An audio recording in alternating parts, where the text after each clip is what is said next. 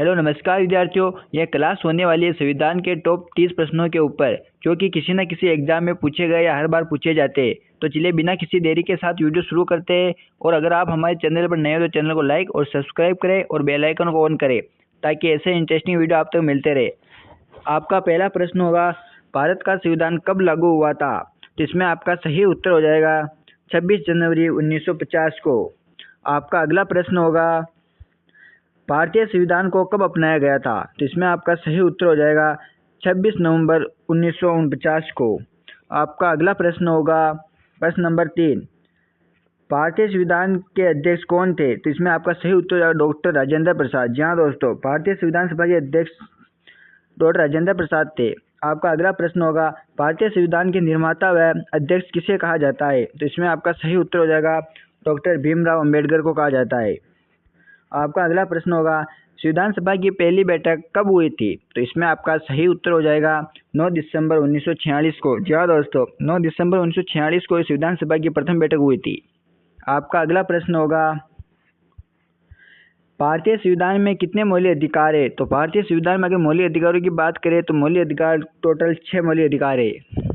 आपका अगला प्रश्न होगा, भारतीय संविधान में कितने मौलिक कर्तव्य है? तो इसमें आपका सही उत्तर हो जाएगा, मौलिक कर्तव्यों की बात करें तो टोटल 11 मौलिक कर्तव्य है।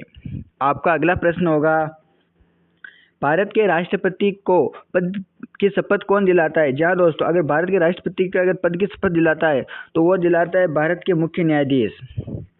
आपका अगला प्रश्न होगा, भारतीय संविधान में आपातकालीन प्रावधान किस देश से लिया गया है? तो यह आपका सही उत्तर हो जाएगा जर्मनी से। जी हाँ दोस्तों, जर्मनी से लिया गया है। आपका अगला प्रश्न होगा, भारतीय संविधान में शामिल नीति निर्देशक सिद्धांत किस देश से लिए गए? तो इसमें आपका सही उत्तर हो जाएगा आयरलैंड। जी हाँ दोस्तों, आयरलैंड से लिए गए।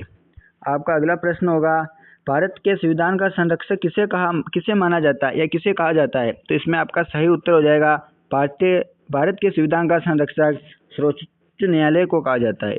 आपका अगला प्रश्न होगा, भारतीय संविधान में एकल नागरिकता का प्रावधान किस देश से लिया गया है? तो अगर एकल नागरिकता का प्रावधान की अगर बात करें तो यह लिया गया है ब्रिटेन से। जी हाँ दोस्तों, आपका अगला प्रश्न होगा, भारतीय संविधान में कानून के समक्ष समानता का प्रावधान किस अनुच्छेद में है? तो समानता के अगर प्रावधान की बात करें तो यह अनुच्छेद 14 में है। जी हाँ दोस्तों, अगर आप हमारे चैनल पर नए हो तो चैनल को लाइक और सब्सक्राइब करें और दोस्तों के साथ शेयर भी करें। भारतीय संविधान में अनुच्छेद 370 का संबंध किस राज्य से था? अगर धारा 370 की बात करें तो ये जम्मू कश्मीर में। ये मोस्ट इंपोर्टेंट प्रश्न है, इस प्रश्न को मैं स्टार लगा देता हूँ। आपका अगला प्रश्न होगा, भारत में राज्यसभा का पदेन सभापति कौन होता है? तो इसमें आपका सही उत्तर हो जाएगा, भारत में राज्यसभा का पदेन सभापति होता है उपराष्ट्रपति। आपका अगला प्रश्न होगा, भारत में लोकसभा का अध्यक्ष कौन होता है? तो भारत में लोकसभा का अध्यक्ष वही होगा जो लोकसभा के सदस्य चुनेंगे या उनके द्वारा चुना जाता है। आपका अगला प्रश्न होगा, भारतीय संविधान में अनुच्छेद 356 का संबंध किससे है? तो इसमें आपका सही उत्तर हो जाएगा 356 का संबंध राष्ट्रपति शासन से है। जी हाँ दोस्तों, आपका अगला प्रश्न होने वाला है प्रश्न नंबर 18, भारत के संविधान में अनुच्छेद 360 का संबंध किससे है? तो इसमें आपका सही उत्तर हो जाएगा वित्तीय आपातकाल से। 360 का संबंध वित्तीय आपातकाल से। आपका अगला प्रश्न होगा, भारत का महान्यायवादी किसके द्वारा नियुक्त किया जाता है? महान्यायवादी किया जाता है राष्ट्रपति के द्वारा। मोस्ट इंपोर्टेंट प्रश्न होने वाला है इस क्लास का। आपका अगला प्रश्न होगा, भारतीय संविधान में पंचायतों का प्रावधान किस संशोधन के द्वारा किया जाता है? तो पंचायतों का प्रावधान किया जाता है 73वें संशोधन के द्वारा।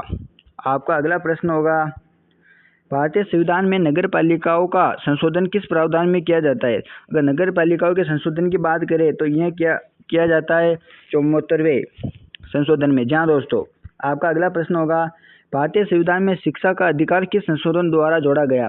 तो शिक्षा का अधिकार की अगर बात करें तो संशोधन 86 के अंतर्गत। जी हाँ दोस्तों, मोस्ट इंपोर्टेंट प्रश्न होने वाला ये भी इस क्लास का। संविधान में शिक्षा का अधिकार 86वें संशोधन के द्वारा जोड़ा गया। आपका अगला प्रश्न होगा, भारत में सर्वोच्च न्यायालय की स्थापना कब हुई थी? सर्वोच्च न्यायालय की अगर स्थापना की बात करें तो यह हुई थी 1950 में। और अगर चुनाव की बात करें तो सर्वप्रथम चुनाव लड़ा गया था 1951-52 में। जी हाँ दोस्तों, 1951-52 के अंतर्गत। आपका अगला प्रश्न होने वाला है, भारत में उच्च न्यायालय में न्यायाधीशों की नियुक्ति कौन करता है? तो इसमें आपका सही उत्तर हो जाएगा ऑप्शन नंबर राष्ट्रपति। जी हाँ दोस्तों। आपका अगला प्रश्न होने वाला है, भारत में राज्यसभा के सदस्यों का कार्यकाल कितना होता है? मोस्ट इंपोर्टेंट प्रश्न। तो इसमें आपका सही उत्तर हो जाएगा 6 वर्ष। आपका अगला प्रश्न होने वाला है, भारत में लोकसभा के सदस्यों का कार्यकाल कितना होता है? तो इसमें आपका सही उत्तर हो जाएगा 5 वर्ष। जी हाँ दोस्तों, इसमें आपका सही उत्तर हो जाने वाला है 5 वर्ष होता है। आपका अगला प्रश्न होगा प्रश्न नंबर 27। भारतीय संविधान में अनुच्छेद 21 का संबंध किससे है? 21 के संबंध की अगर बात करें तो यह है जीवन व्यक्तिगत स्वतंत्रता का अधिकार। जी हाँ दोस्तों, इसके अंतर्गत ही हमें जीवन की व्यक्तिगत स्वतंत्रता का अधिकार मिला हुआ है अनुच्छेद 21 के अंतर्गत।